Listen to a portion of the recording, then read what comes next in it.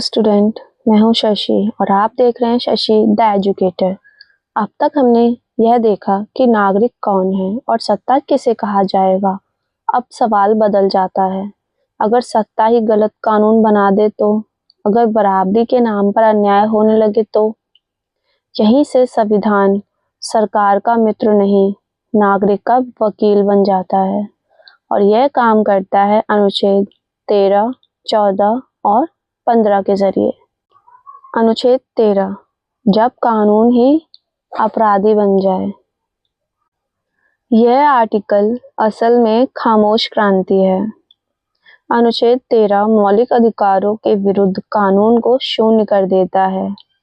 गलत, यह डेफिनेशन सही है लेकिन इसकी आत्मा नहीं बताती। अगर संसद जनता की चुनी हुई है, अगर कानून बहुमत से बनता है तो संविधान उसे रोक कैसे सकता है? क्या यह लोकतंत्र के खिलाफ नहीं? यहीं से अनुच्छेद 13 की असली कहानी शुरू होती है। अनुच्छेद 13 की सोच। संविधान यह मानता है कि बहुमत हमेशा सही नहीं होता। इतिहास गवाह है, बहुमत ने गुलामी को सही ठहराया, बहुमत ने भेदभाव को सामान्य माना।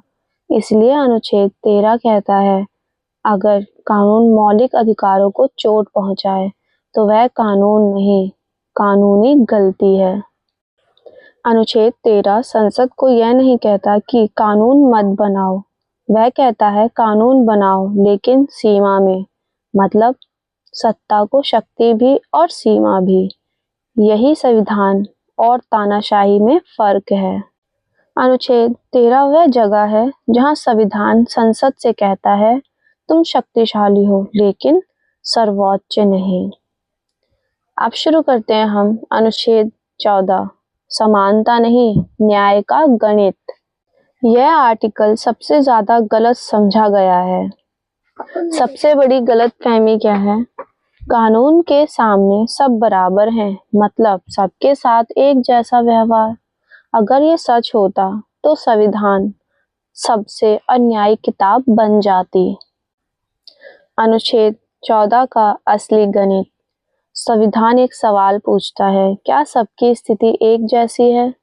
अगर जवाब नहीं तो व्यवहार भी एक जैसा नहीं हो सकता। इसे कहते हैं रीजनेबल क्लासिफिकेशन। लेकिन किताबें यही चुप हो जाती हैं। अब मैं आपको एक लॉजिक समझाती हूँ जो आज तक किसी ने भी नहीं आपको समझाया होगा। बराबरी।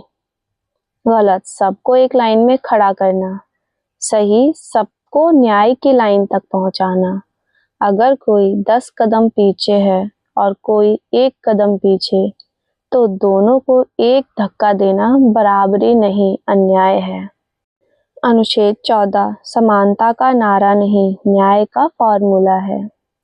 अनुच्छेद 14 भावनाओं से नहीं, तर्क से चलता है। बात करते हैं अनुच्छेद 15 की। अनुच्छेद 15 भेदभाव और सुधार के बीच की पतली रेखा है। यह आर्टिकल समाज को ठीक करने की कोशिश है। अगर संविधान भेदभाव मना करता है तो आरक्षण क्यों? महिलाओं के लिए विशेष कानून क्यों? क्या यह खुद भेदभाव नहीं? संविधान 2 तरह के फर्क को पहचानता है, भेदभाव बिना वजह, बिना तर्क, सुधार इतिहास की गलती को ठीक करना। अनुच्छेद 15 पहले को रोकता है, दूसरे को अनुमति देता है। संविधान यह नहीं कहता सब बराबर हैं, वह कहता है सबको बराबरी तक पहुंचाया जाएगा। यह आर्टिकल समाज को सजा नहीं, इलाज देता है। अनुच्छेद 15 का लक्ष्य समानता नहीं, संतुलन है। अनुच्छेद 13 सत्ता पर ब्रेक है। अनुच्छेद 14 न्याय का तर्क है। अनुच्छेद 15 समाज का इलाज है। यही वह जगह है जहां संविधान कानून से ऊपर इंसान को रखता है। संविधान को सबसे ज्यादा डर बाहरी दुश्मन से नहीं था, उसे डर था अपनी ही सत्ता से। इसलिए उसने अनुच्छेद 13, 14 और 15 लिखे। अगली वीडियो में अनुच्छेद 16, 17 और 18, जहां संविधान सरकारी नौकरी, समाज की बीमारी और झूठे सम्मान